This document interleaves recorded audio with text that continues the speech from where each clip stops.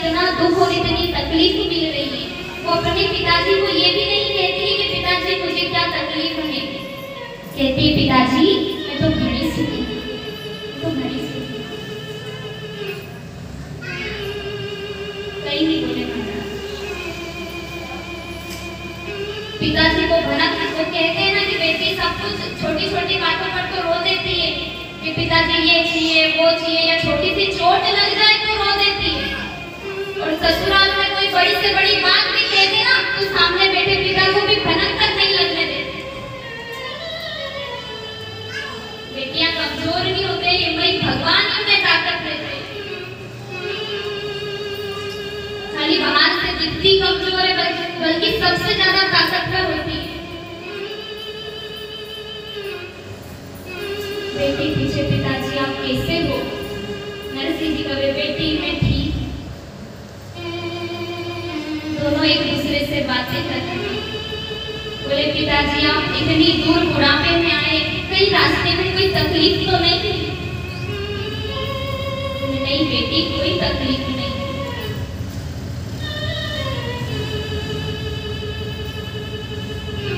महाराज आज नानी भाई के पास उनके पिताजी अकेले हैं, माँ तो है नहीं। और पिताजी भी देखिए इतनी दूर से बुढ़ापे में आए हैं बेटी के लिए। माँ के लिए तो सभी बोलते हैं, आज पिता के लिए कुछ बोलना चाहूँ कि पिता भी माँ का फर्ज और पिता का फर्ज दोनों का निभाते हैं।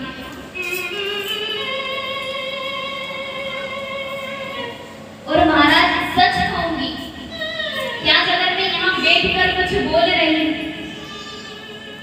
आज मैं अगर इतनी आगे भी बढ़ गई तो सब मेरे पिता की कृपा है, उनका आशीर्वाद है। क्योंकि उन्होंने मुझे माँ और पिता दोनों का प्यार दिया,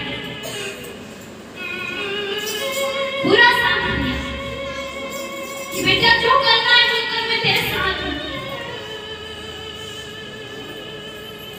नहीं तो मैं तो कब की हार मान चुकी है।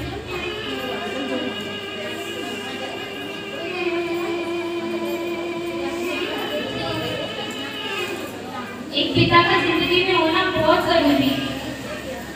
अगर वो होना तो उनके साये में बेटियां राज करती है, रानियों की तरह रहती है। पिता का सिर्फ साया ही काफी है बेटी के लिए। माँ से एक बार कुछ बात ना करे पर पिता से पहले कह देती है बेटी।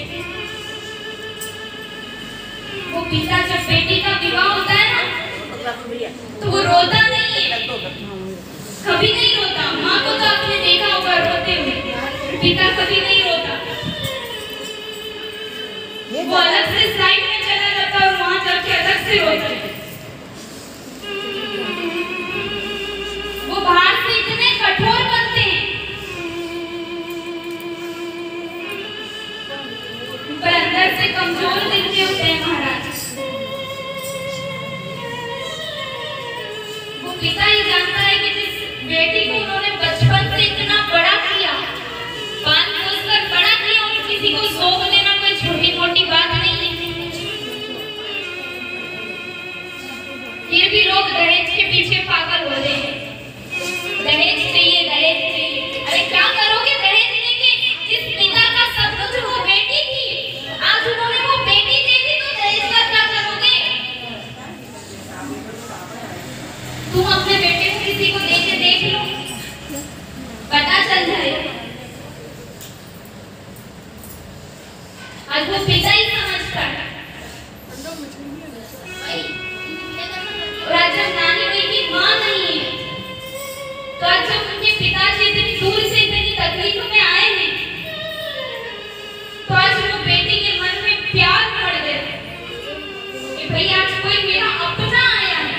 इतने दिन से सभी मुझे ताना मारने पर आज कोई तो अपना है जिसे चाहूं तो सब बता दो।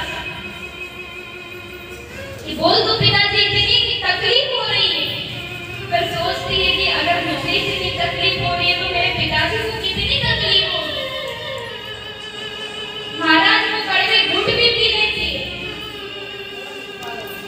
अपने पिता